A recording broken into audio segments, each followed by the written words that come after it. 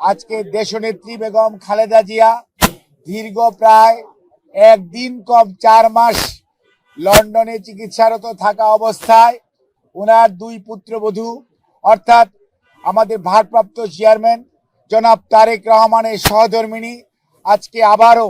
প্রায় 17 বছরের অধিক পরে ডক্টর জুবাইদা রহমান সহ এবং মরহুম আরাফাত রহমান কোকর সহধর্মিণী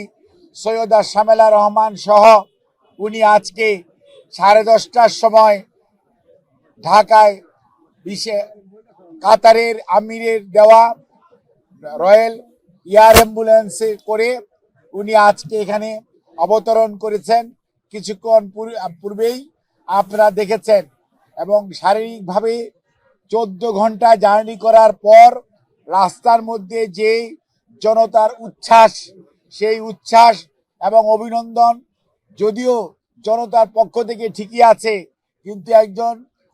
রোগী চিকিৎসাধীন যেহেতু আছেন উনার পক্ষে এটি সত্যিকার অর্থে যদিও কষ্টকর, তারপরেও উনি কিন্তু সবসময় জনগণের নেত্রী, জনগণের পাশে থাকাটাকেই পছন্দ করেছেন। সেই জন্য আপনাদের মাধ্যমে উপস্থিত সকল শ্রেণী পেশার মানুষ, দলীয় নেতা কর্মী সহ সাধারণ মানুষ, জনতা